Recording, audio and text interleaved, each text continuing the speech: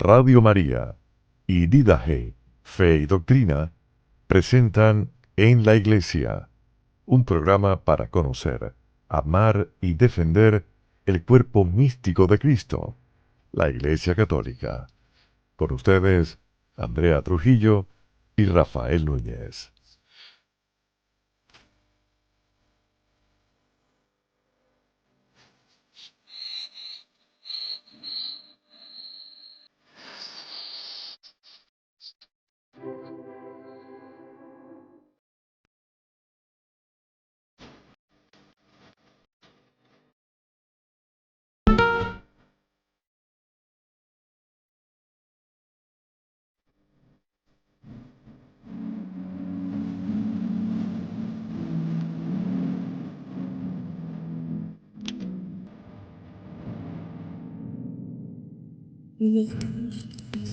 Que llegarán de ti callar, porque hay hombres que dicen que tú no vives.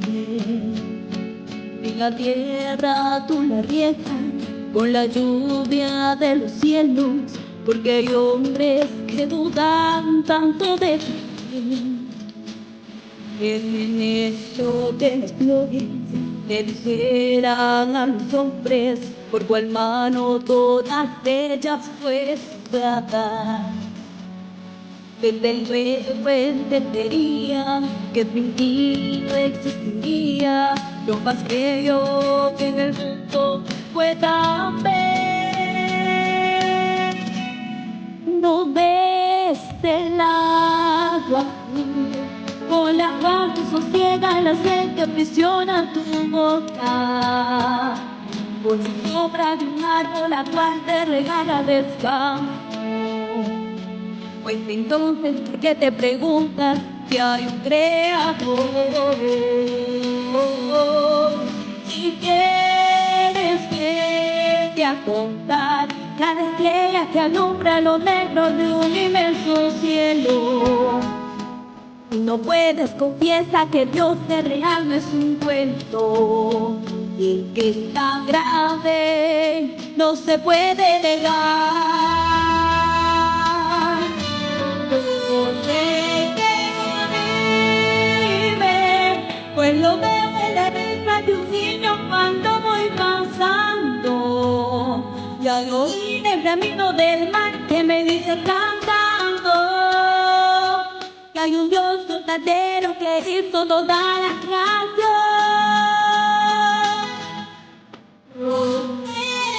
Que vive, pues lo veo en la vista de un niño cuando voy pasando, y al oír el bramido del mar que me dice cantando que hay un Dios verdadero que hizo toda la creación.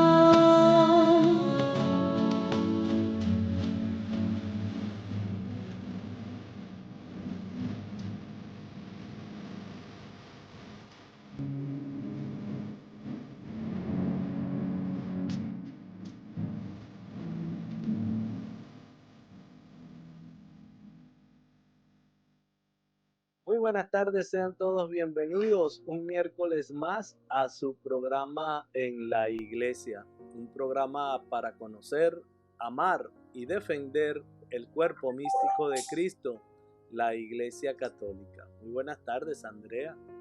Hola Rafa, hola a nuestros oyentes aquí de este programa en la iglesia, aquí en Radio María. Muy contentos de estar aquí reunidos nuevamente después de esta maratón, que fue toda una maratón.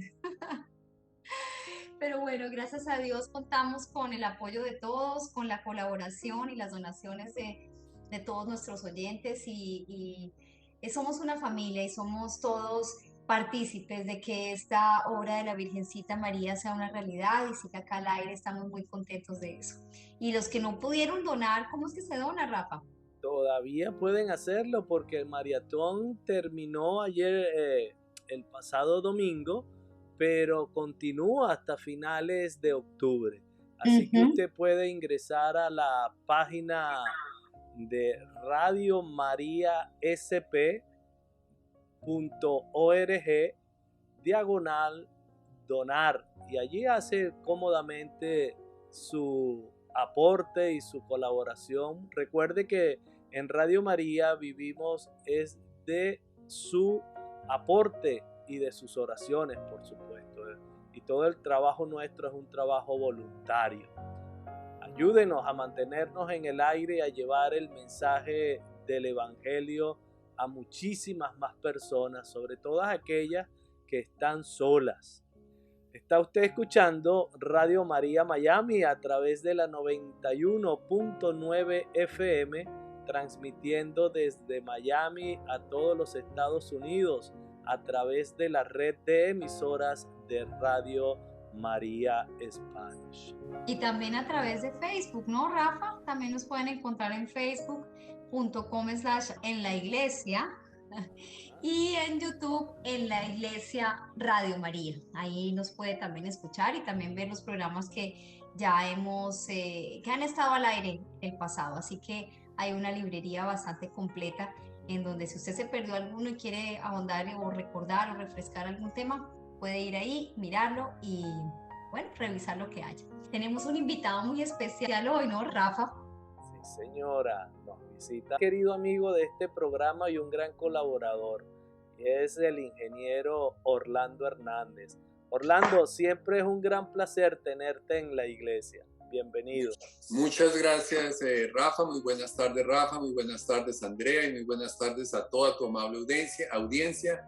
Y bueno, muy contento de estar nuevamente con ustedes, acompañándolos una tarde más aquí para hablar de nuestra iglesia. Bueno, vamos a empezar nuestro programa con el ingeniero Orlando, que le damos las gracias por acompañarnos nuevamente. La verdad que todos los programas que hemos hecho en el pasado siempre han sido programas que nos enriquecen muchísimo y que siempre quedamos con mucho aprendizaje. ¿Qué tal si empezamos nuestro programa con una oración para ponernos en manos de la Virgencita y en manos del Espíritu Santo? ¿Nos acompañas con esa oración, Orlando? Claro que sí, en el nombre del Padre, del Hijo y del Espíritu Santo, amén. Buenas tardes, Padre Santo, te damos gracias, Señor, por darnos la bendición de estar aquí para hablar de ti, de tu obra, de todas las cosas que nos das. Permítenos ser instrumentos tuyos, que las cosas que se digan hoy, que sean tuyas, se queden grabadas en nuestros corazones, y las que sean de nosotros, Señor, que a veces nuestros orgullos y nuestras vanidades florecen, se nos olviden pronto y se desaparezcan. Permítenos ser siempre instrumentos tuyos y que esta charla de hoy sea enriquecedora y que nos deje enseñanzas que nos conduzcan a ti, a amarte más, a seguirte, a obedecerte por siempre. Amén. Amén. Amén, amén, amén, amén.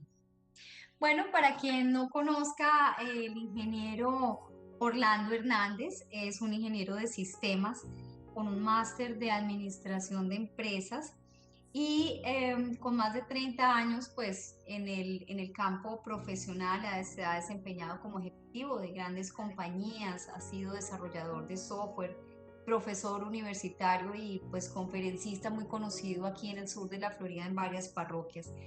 Recordamos al ingeniero Orlando porque en programas pasados hablamos mucho en el libro de lo que quiso saber de nuestra Iglesia Católica y no se atrevió a preguntar, un libro que ya pues mucha gente lo conoce y que realmente ha sacado de dudas a muchas personas y adicionalmente pues con su enfoque muy científico y muy racional pues ha dejado a muchos con la boca cerrada con la boca cerrada y a otros con la boca abierta porque pues encuentra respuestas que no sabía, que no conocía y que hacen mucha lógica. Y hace poco, pues nos encontramos con la gran sorpresa que lanzaste el segundo libro, que estoy mostrando aquí, el de las 3 preguntas, un segundo libro que está, digamos que pudiera ser como un complemento de este segundo, ¿no? Sí, de cierta manera sí, sigue el mismo enfoque de pregunta-respuesta. O sea, hablaba con Rafa fuera de micrófonos hace un momento que yo me nutro, yo como doy charlas y trato de mantener un constante contacto con la gente, aclarando ideas y dudas que tienen. Me gusta mucho el enfoque pregunta-respuesta porque recopilando las dudas o en charlas yo me doy cuenta de los vacíos, de las malinterpretaciones, de las deficiencias de conocimiento que tenemos sobre ciertos temas. Entonces me gusta mucho el enfoque pregunta y respondo, porque es una manera como muy didáctica de responder y de aclarar esas dudas. En este caso en particular solamente fueron 3, en el primero fueron 33, en este solamente fueron 3 preguntas que resuelven. Es interesante, Orlando, porque en el 2018, en noviembre del 2018, tuvimos un programa contigo y ese tema fue el que tratamos en ese programa, las 3 preguntas. Así que es curioso porque nos explicas que te gusta ir sondeando el tema a través de tus charlas y nutrirte de feedback de quienes van a escuchar tu conferencia. Es por ello que nos gustaría que nos explicara cómo de ese primer libro surge este. Explícanos un poquito. Así es, Rafa. Yo me nutro muchísimo de las inquietudes de la gente.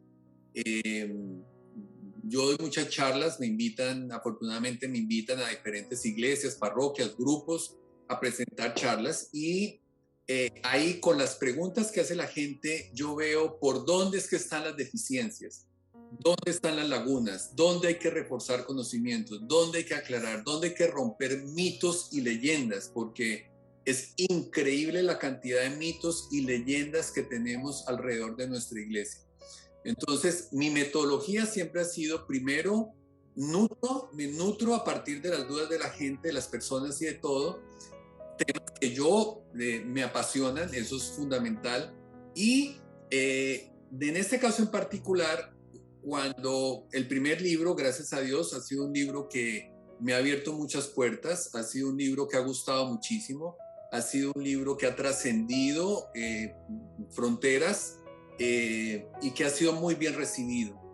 Entonces, a partir de ese primer libro, hablando con la gente, me empiezo a dar cuenta de que tengo que ir un paso primero atrás, y es darle a la gente un fundamento en donde poder combatir un poco el ateísmo que cada día nos crece y crece más.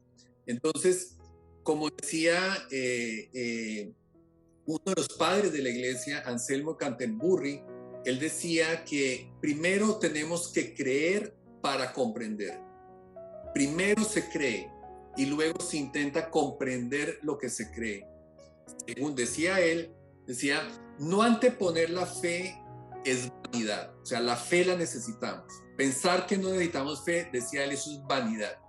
Decía, sin embargo, no invocar inmediatamente la razón para comprender lo que se cree es negligencia. Y ahí es donde mis libros entran a jugar un papel fundamental. Eso de anteponer la razón para poder comprender lo que estamos creyendo es fundamental, y ahí es donde nos quedamos cortos. Por pereza, porque no nos gusta leer, porque no nos gusta investigar, porque tenemos una serie de desinformación grandísima, lo que decía, mitos, leyendas, verdades a medias, mentiras completas. O sea, quise darle a la gente aquí razones para, como decía él, no hacerlo, no invocar la razón es negligencia, y tristemente somos sumamente negligentes. No nos gusta ir a la razón, no nos gusta darle razón a las cosas que creemos. Hay afortunadamente gente que no la necesita, pero tristemente muchísima gente sí la necesita, y me inspiró mucho para escribir este tipo de material el dolor de muchas madres que me cuentan, madres que yo las conozco, que son sumamente fervorosas, fieles a su iglesia, activas en su iglesia, pero que el hijo es ateo. Y yo pienso que en esos extremos donde tenemos una madre dedicada a su iglesia, una madre que cree plenamente y ver a sus hijos, lo que más ama uno en esta tierra, sus propios hijos, verlos alejados de ese fervor, de ese gozo que sentimos nosotros al sabernos hijos de Dios, al compartir las enseñanzas de la iglesia, al tener esas herramientas que nos ofrece la iglesia para vivir una vida cristiana, una vida que nos lleva finalmente a la paz, a la felicidad, a la alegría plena. Y ver que el hijo no tiene, rechaza, se burla muchas veces, y la pobre madre no tiene ninguna herramienta que ofrecer. Entonces, este libro pretendió dar un paso un poco atrás y dar 3 pilares fundamentales que tenemos que tener todo creyente: la existencia de Dios, su comunicación con nosotros y si podemos confiar en esa comunicación. Y sí, realmente en estas épocas en las que la razón es la que premia y por más educación o ejemplo que se haya dado, pues llega como esa etapa de la adolescencia en donde naturalmente pues las personas se hacen muchas preguntas, pero quedan sin respuesta. Como quedan sin respuesta, lo fácil es, pues no existe, no lo veo, no existe para mí. Estas preguntas que nos nos estás contando, en la que planteas en el libro, que es, ¿existe Dios? ¿Se comunica con nosotros? Y podemos confiar en esa comunicación.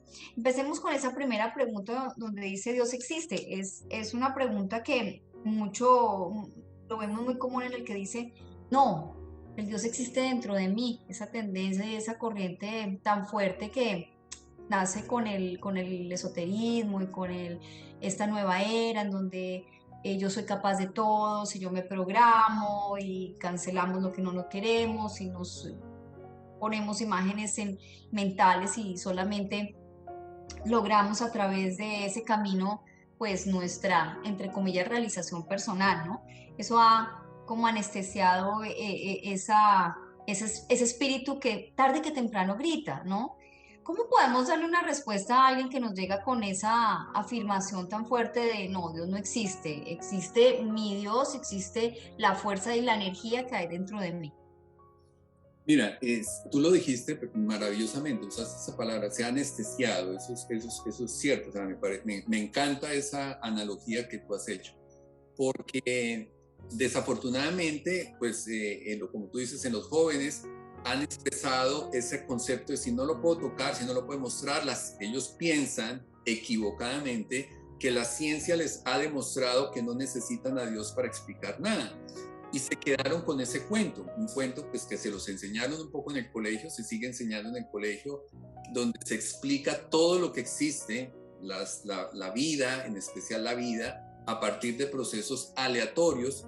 Entonces ellos se quedaron con ese concepto, crecen y en su rebeldía, como quieren rechazar la religión, y observan que en el mundo alrededor de ellos, pues el que es ateo, el que comparte sus ideas, cada vez encuentra más eco, cada vez encuentra más complacencia en ese grupo, empiezan a acomodarse ahí y se abastecen de esa mediocridad de conocimiento que tienen respecto a lo que existe y lo que la ciencia nos está diciendo.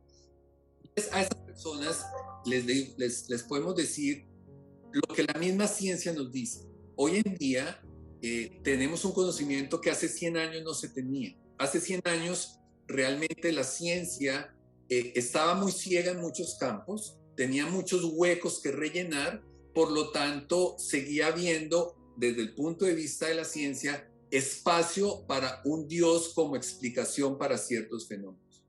Y a lo largo de la historia de la ciencia fue descubriendo cómo se iban explicando ciertos fenómenos. Entonces, cada vez que descubría un nuevo fenómeno, decía, ok, ya no necesito a Dios para explicar esto, ya no necesito a Dios para explicar esto y explicar esto.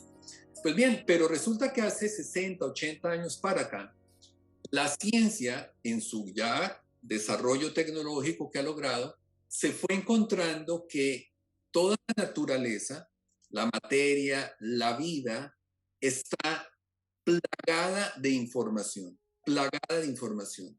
Se requiere, hoy ya reconocemos, la ciencia misma reconoce, que para que la vida se hubiese formado se requería una gran cantidad de información. Para que un planeta se forme requiere una gran cantidad de información. Para explicar el universo que se puede explicar se requiere una gran cantidad de información. Y la única fuente conocida por el hombre que es capaz de producir información es la inteligencia. Es decir, que hoy nosotros, la ciencia reconoce que existe una inteligencia detrás de la creación. Entonces, ahí vamos a entrar en diferentes visos. ¿Qué nombre le vamos a dar a esa inteligencia? Nosotros en este programa le damos a esa inteligencia el nombre de Dios. Otra persona le puede dar otro nombre diferente. La ciencia misma, muchos científicos, eso lo aceptan, pero se rehúsan a dar el nombre, porque cuando den el nombre de Dios, viene un problema filosófico grandísimo detrás. Si somos creación, toda creación tiene un propósito. Tú no creas nada sin un propósito, ¿cierto? Entonces, el gran reto ateo es: nosotros no tenemos ningún propósito, porque no somos creación de nadie. Como no somos creación de nadie, no tengo propósito. Como no tengo propósito, puedo vivir la vida como se me dé la gana y no hay ninguna consecuencia. Del otro lado, si tenemos un creador, quiere decir que somos creación. Si somos creación, fuimos creados con un propósito. Por lo tanto, ya no podemos vivir la vida como nos parezca. Ya tenemos que entrar a responder. Entonces, a tu pregunta, la respuesta es: la ciencia hoy reconoce que la vida, la materia, está plagada de información. Albert Einstein, la gente cita a Albert Einstein para muchas cosas, como ateo. Él no era ateo realmente, él no era creyente, él no era ateo, pero Albert Einstein decía, tiene muchísimas frases y yo uso muchas frases de él, pero la que me encanta de Albert Einstein es, decía él, lo más incomprensible del universo es que el universo es comprensible. Lo más incomprensible del universo es que el universo es comprensible. Y a mí eso me maravilla, que tú puedas describir el movimiento de cualquier objeto celestial en el universo con una fórmula matemática. Eso es una locura. Eso es algo que Albert Einstein dijo: poder explicar el mecanismo y la mecánica del universo a partir de fórmulas matemáticas, eso ya es algo que es incomprensible. Lo más incomprensible del universo es que es comprensible. Así que la ciencia reconoce que hay una inteligencia creadora. Yo la llamo Dios, y en el libro yo pretendo, en la primera pregunta, que la gente reconozca que existe esa inteligencia, que existe ese creador. No le pongamos nombre todavía, porque la gente cuando le pone nombre asocia, tiene un pocotón de asociaciones que le da miedo, le da temor hacer esas asociaciones, porque asocian Dios con cristianismo, con religión, y bueno, ahí viene otra serie de cosas que es donde entro a las otras preguntas.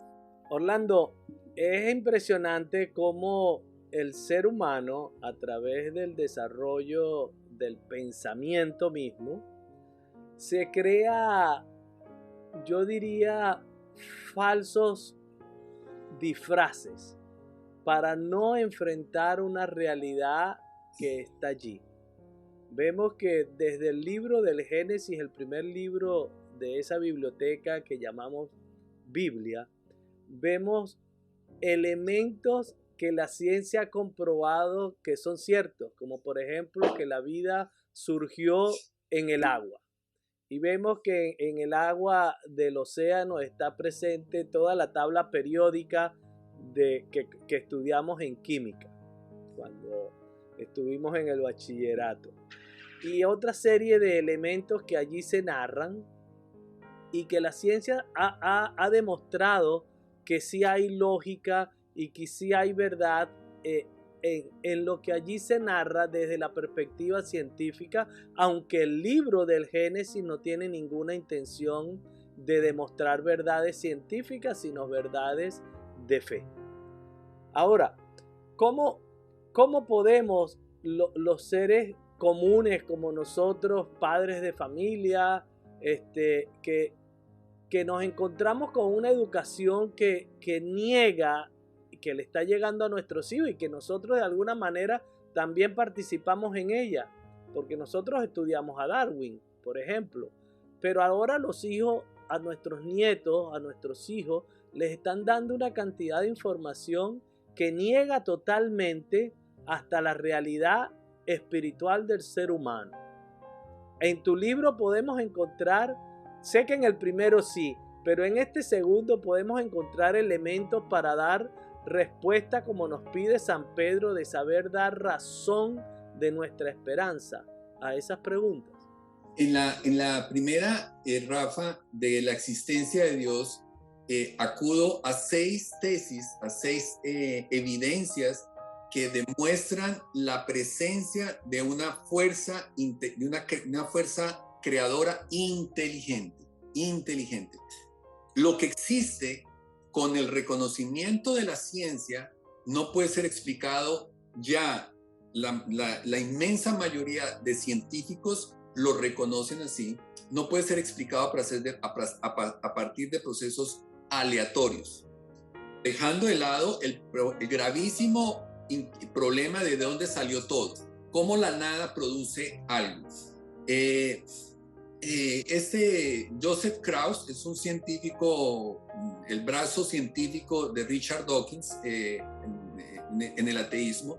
Él publicó un libro en el 2010 que se llamaba El universo de la nada, un universo de la nada, y fue éxito total en ventas, donde él plantea que con experimentos científicos se había logrado crear materia a partir de ondas gravitacionales de la antimateria. Es decir, no hay materia, hay ondas gravitacionales y pudo producir materia. Pero eso no es nada, eso no es la nada. La nada es que no hay ni onda gravitacional, no hay información, no hay materia ni antimateria, no hay nada. Eso es nada. Pero él se sintió satisfecho de que ya les di una respuesta de cómo pudimos obtener un universo a partir de la nada, porque yo no tengo materia, son ondas gravitacionales, y a partir de ahí pude producir. Y la mayoría de la gente que leyó el libro quedó convencida. Dijo, ok, ya, la gran inquietud de dónde salió todo, que faltaba por resolver según ellos, quedó resuelta. Pero ese es nuevamente el punto. Eso no es la nada. La nada bíblica es no hay nada. No hay información, no hay energía, no hay absolutamente nada. Entonces, en el libro yo presento, entre una de las tesis que presento en el libro, precisamente es el Génesis. Es increíble cómo el Génesis, así como tú lo decías, refleja, a pesar de que sí, no tiene ninguna aspiración científica a resolver nada científico, pero la coherencia que presenta Moisés de la creación del universo es absolutamente increíble, cómo la ciencia lo ratifica punto por punto. Te voy a dar un ejemplo que a mí me encanta. Moisés era una persona que salía todos los días al campo, conocía 3 fuentes de luz naturales, la de las estrellas, la de la luna y la del sol. Ninguna otra, no existía ninguna otra. Sí, y eso los ubica en el tercer día de la creación. Sin embargo, en el primer día de la creación, Moisés dice que se creó la luz. El primer día. ¿Cómo Moisés supo que el primer día, cuando explota ese Big Bang, que genera una explosión de luz que sigue viajando hoy en día en el universo, fue captado por los científicos del laboratorio Bell en 1976 y les dio el honor del Premio Nobel de Física por ese descubrimiento? Esa onda de luz, de esa gran explosión de ese Big Bang, ¿cómo Moisés la pudo plasmar en el primer día en su libro del Génesis? Así que esas cosas que están ahí, yo las presento en el libro para que un padre tenga, si no la respuesta, porque uno nunca tendrá una respuesta para convencer a una persona que no quiere creer, nunca, pero por lo menos sembrar unas inquietudes y dejarle a la persona la inquietud que su posición absoluta de creerse que está demostrado que no existe Dios no es así. Porque igual yo pudiera decirle, demuéstreme que no existe o demuéstreme que existe. Estamos en el mismo problema. Pero la evidencia que está alrededor nuestro apunta a un creador inteligente, porque la materia y la vida hoy sabemos que se originó gracias a una gran cantidad de información, y la única fuente capaz de generar información es la inteligencia. Muy bien, tenemos que identificar nuestra emisora. Está usted escuchando su programa En la Iglesia, que se transmite a través de Radio María Miami, una sola radio, una sola misión, a través de la 91.9 FM, a todos los Estados Unidos a través de la red de emisoras de Radio María Spanish. Andrea. Orlando, cuando vamos a la segunda pregunta en que dice, ¿se comunica Dios con nosotros?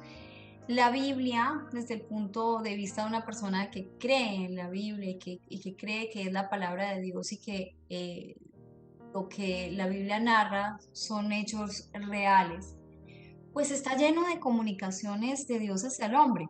Vemos cómo Adán y Dios tenían una confianza y una amistad pues muy cercana, ¿no?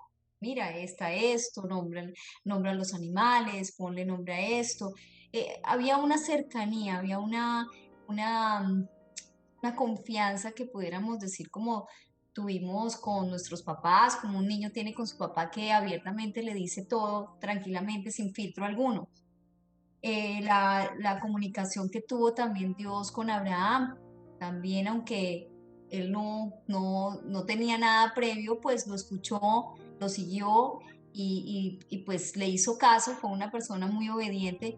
Y así podríamos ir por toda la Biblia, y tenemos una cantidad de ejemplos increíbles en donde no solamente Dios con palabras se ha comunicado con nosotros los humanos, sino también con hechos, mediante sueños. Ya vemos a José cómo Dios a través de los sueños le comunicó miles de formas y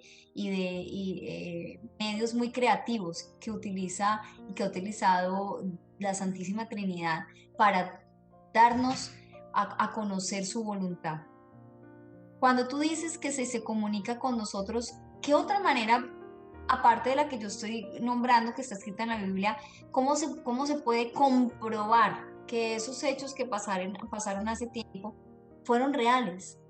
¿Cómo esa comunicación de la que tú hablas hablas en el libro de que son comprobables? Bueno, la Biblia tiene una serie de historias históricas, de acontecimientos históricos, y la arqueología ha sido un gran elemento de apoyo a demostrar esas historias que están narradas ahí. Desde el cruce por el Mar Rojo, de la huida de los egipcios cuando persiguieron a los judíos que salieron.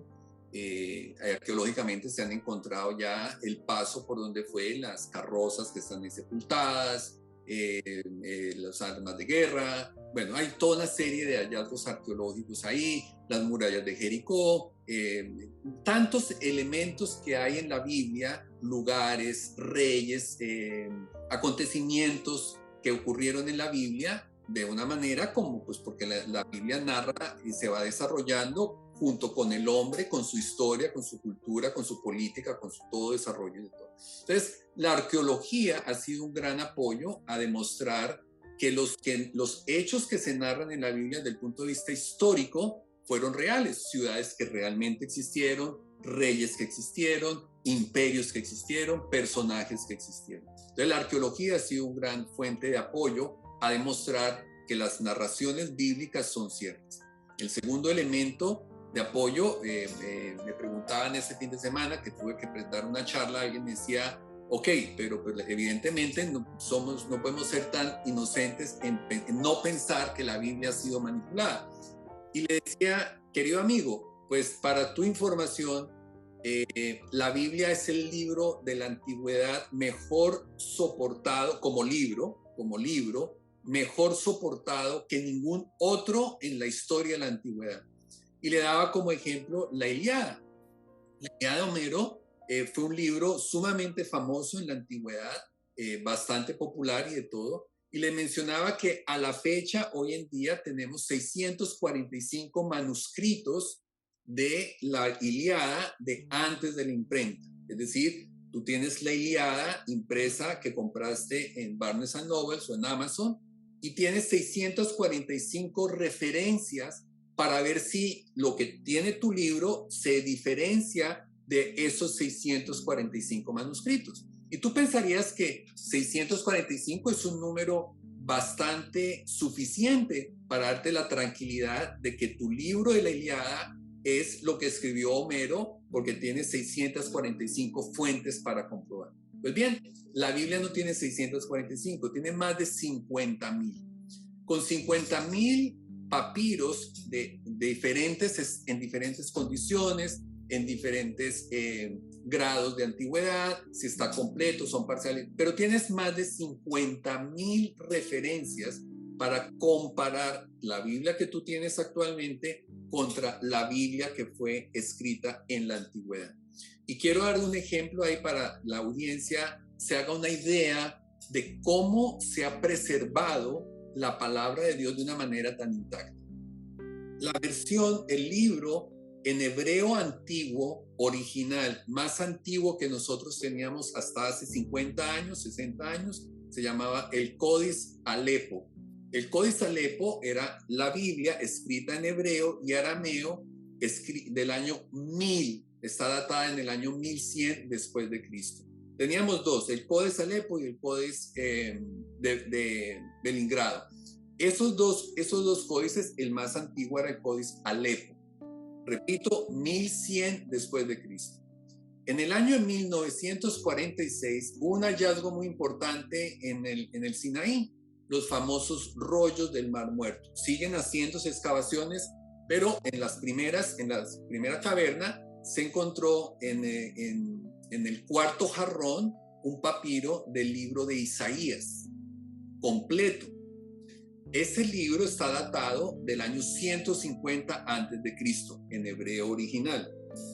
Cuando se comparó el libro de Isaías del año 150 antes de Cristo con el Códice Alepo, del año 1100 después de Cristo, o sea, te estoy hablando de 1200 años de diferencia, solamente se encontraron 7 diferencias en letras, en todo el libro de Isaías.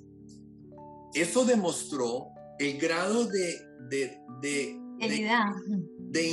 intactez, de cómo se ha mantenido intacto el texto bíblico, porque quien ha sido su representante, su pueblo judío, ha sido totalmente consciente de lo que eso es y lo que implicaría adulterar el contenido.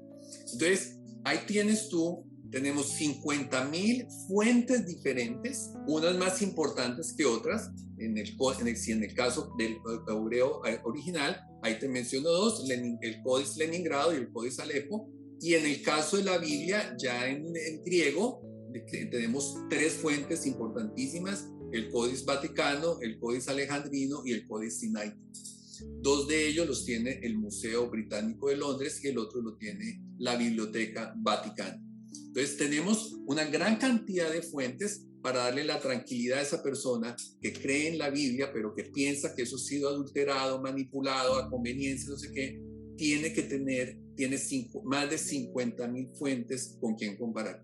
Tiene que tener una claridad, una salvación, y es que el idioma va evolucionando. Yo en mi libro les presento en una de las páginas, la primera página del Quijote de la Mancha, de 1540, y la primera página de un Quijote de la Mancha moderno. Y pues ahí les pongo página por página y te vas a dar cuenta que es el Quijote de la Mancha, pero las palabras no se parecen porque los idiomas van evolucionando. Pero las palabras que tiene tu Biblia, que tienes encima de tu mesa de noche, es la misma Biblia que fue escrita por los profetas en su momento. Muy bien, Orlando. Fíjate, ya hemos presentado 2 de las 3 preguntas que presentas en tu libro. Si existe Dios, si Dios se comunica, y nos quedaría plantearnos la tercera pregunta. Si Dios se comunica con los seres humanos, ¿Podemos confiar en esa comunicación? ¿Qué encontraremos allí al leer tu libro? Ahí vas a encontrar el pilar de la cristiandad, Rafa. Pablo decía, si Jesucristo no resucitó, vana es nuestra fe. Cuando Jesucristo estuvo en la tierra, a la gente se le olvida o no ha caído bien en la cuenta que Jesucristo fue asesinado, fue ejecutado, fue enjuiciado y condenado a muerte por el delito de la blasfemia. ¿Y cuál fue su blasfemia? Blasfemia quiere decir por mentir, por mentir. ¿Y cuál fue la mentira que según los judíos dijo Jesús? La mentira que él dijo es, yo soy Dios. Entonces, cuando él dijo, yo soy Dios, estamos ante un problema gravísimo, porque conozco mucha gente que acepta a Jesucristo como un maestro moral. Dice, yo acepto a Jesús como un maestro moral, pero no lo acepto como Dios, como el Hijo de Dios. Es el claro y típico caso del arrianismo, que no es nuevo. Exactamente, exactamente.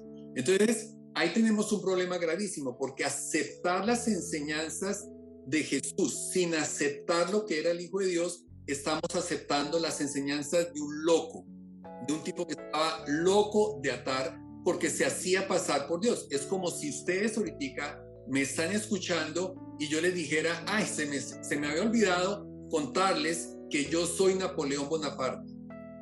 Y ustedes van a decir, apagan el radio inmediatamente. O sea, este señor pretendemos creerle y me viene a decir que es Napoleón Bonaparte. Se hace pasar por Napoleón Bonaparte. O sea, este hombre está loco. Con Jesús pasó igual. Él dijo, yo soy Dios. Entonces, ¿qué pensó la gente? Usted está loco, usted es un mentiroso, usted no es Dios. Demuéstrenos que es Dios. Entonces la gente fue y le preguntó, demuéstrenos que usted es Dios. Y Jesucristo no respondió, pero ¿qué más quieren? Ya resucité a Lázaro, ya le resucité al hijo de la viuda de Naín, ya caminé por el agua, ya alimenté toda una multitud con 5 panes y 3 pescados, ya le volví la vista al cielo. Él no dijo eso. Él dijo, solamente les voy a dar una prueba. Yo voy a resucitar. Así que por eso Pablo decía, si Jesucristo no resucitó, vana es nuestra fe. Si Jesucristo no resucita, no existiría el cristianismo. Es el pilar del cristianismo. Entonces, ¿qué va a encontrar en ese tercer argumento?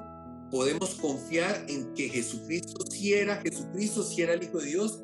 Lo que él dijo era verdad. Jesucristo cita las Escrituras. Jesucristo cita el Antiguo Testamento más de 76 veces. Es decir, Jesucristo sí era el Hijo de Dios. No va a citar un libro que es mentira. Es decir, Jesucristo al resucitar valida el Antiguo Testamento. Quiere decir que todo lo que él dijo es verdad. Por lo tanto, es fundamental que cualquier cristiano tenga claro que la resurrección de Jesús no es un acto únicamente de fe.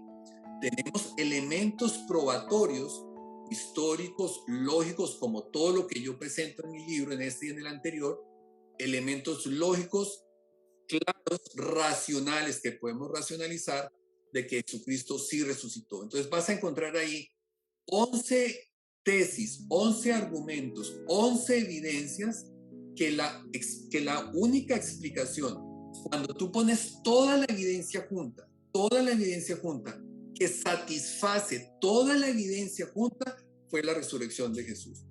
No existe sepultura más documentada de un personaje histórico que la de Jesús. Tú encuentras en los faraones, tú has estado en las tumbas de los faraones allá en el Cairo, donde tú encuentras paredes enteras de la vida del faraón que estaba enterrado ahí.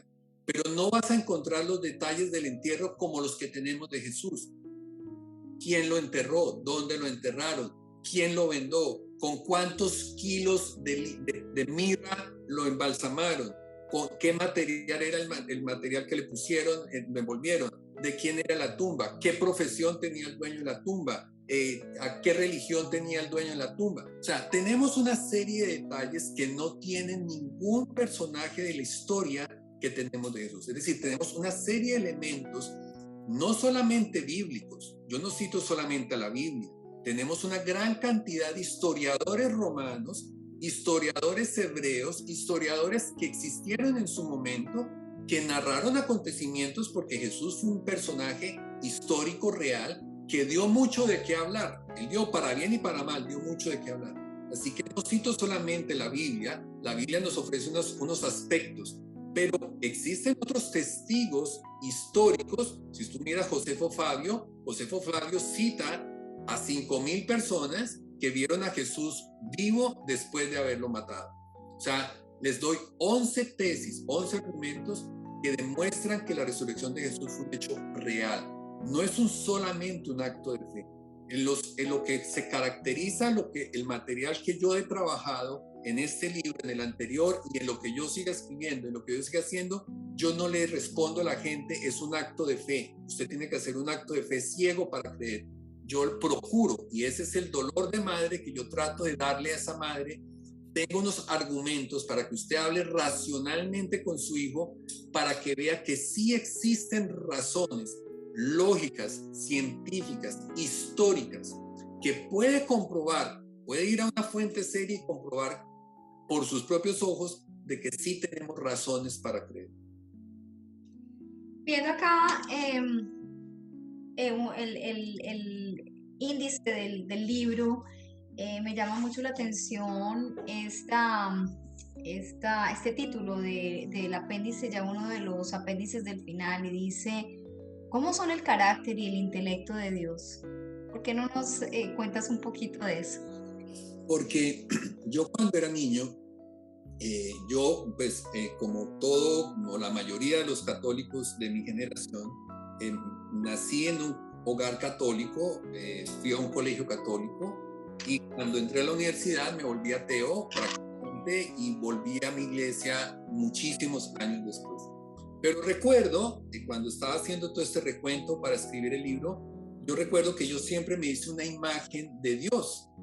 Y cuando yo rezaba y yo decía, está sentado a la derecha del Padre, entonces yo me lo imaginaba a Dios sentado en un trono, pues desocupado totalmente, pues porque uno aburridísimo allá en el cielo, sentado en un trono todo el día y con barba. O sea, yo hice una figura, yo me lo imaginé con una figura. Y sorpresa mía, yo pensé que eso era exclusivo de mi imaginación. Yo soy una persona que acudo mucho a la imaginación, me gusta jugar con la imaginación. A veces eso es malo, pero bueno, ahí he encontrado la manera de manejar. Pero para sorpresa mía, encontré que mucha gente piensa lo mismo. Hay mucha gente que piensa que Dios es un ser humano, porque como somos a imagen y semejanza, se lo imaginan que Dios es como un humano, sentado allá en un trono de diamantes y de oro. Y pues me llamaba la atención que a pesar que ya somos adultos y hemos crecido, mucha gente se quedó con esa imagen de pequeño, con eso. Entonces trato ahí de mostrarle a la gente, bueno, pero que Dios no es una persona que se la pasa haciendo nada, sino que a través de sus obras podemos saber y conocer mucho de Él. A veces nos ha pasado que vamos a una casa que no conocemos, nos invita porque es el amigo y va uno allá, y tú entrando a la casa puedes leer mucho del dueño de esa casa, si la casa está ordenada, si la casa está desordenada, la música que están escuchando, los cuadros que están, ¿cierto? Uno puede hacerse una idea, así no sepa nada del dueño, una idea del carácter de esa persona, de quién habita esa persona. Con Dios pasa lo mismo. A través de su creación, nosotros podemos saber mucho de Dios. Podemos saber que es un Dios generoso, que es un Dios paciente. ¿Cuánto tarda una estrella en formarse? Miles y miles de millones de años. Para que cuando tú salgas al parque esta noche, mires al cielo y digas, uy, qué cielo tan lindo, tan estrellado, y sigas tu camino. A Dios no le importa, Él no tiene afán que esa estrella se demore millones de años en formarse. Es abundante, es generoso. Él creó millones de animales para tu alimentación, de frutas, de árboles. Es creativo, es ingenioso. Si tú miras la creación, Él no creó un pescado de una manera, Él creó miles de millones de clases de pescados. Entonces, a través de su creación, a través de su palabra, porque ya he mostrado que la comunicación que Él tiene a través de la Biblia con nosotros es una comunicación cierta.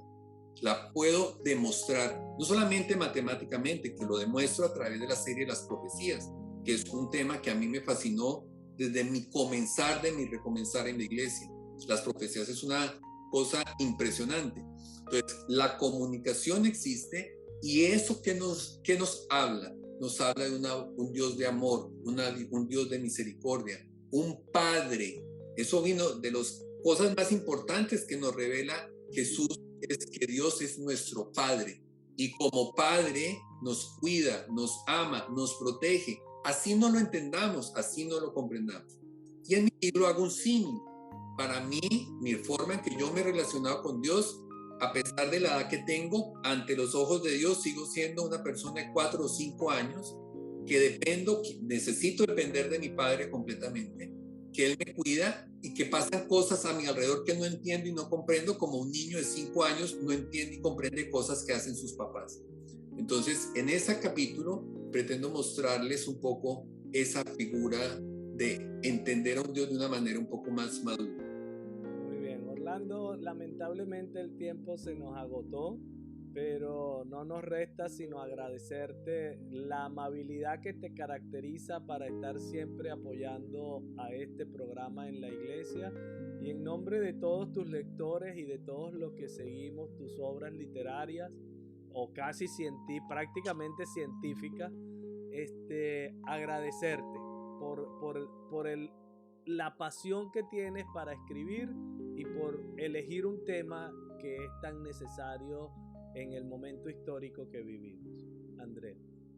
No, darte las gracias por ese trabajo tan arduo que haces previo a la publicación de un libro. ¿Cuánto tiempo duraste en la elaboración de este libro? Este me tomó como 3 años y medio.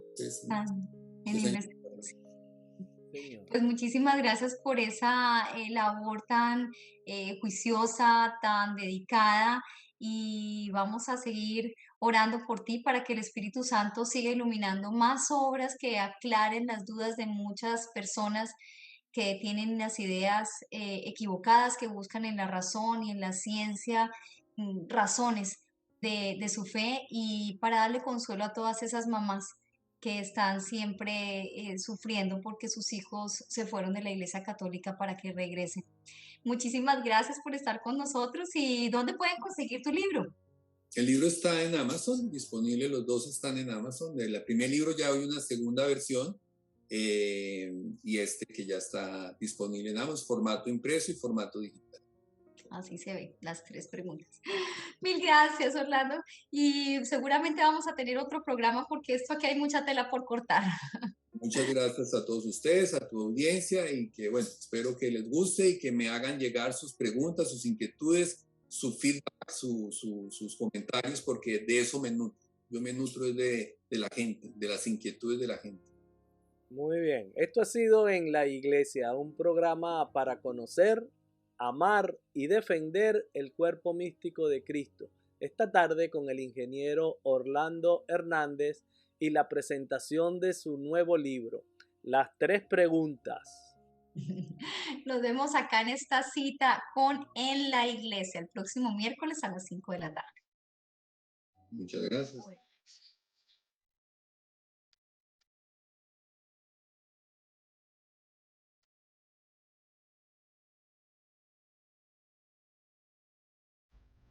Radio María y Dida G, Fe y Doctrina presentaron En la Iglesia, un programa para conocer, amar y defender el cuerpo místico de Cristo, la Iglesia Católica, conducido por Andrea Trujillo y Rafael Núñez.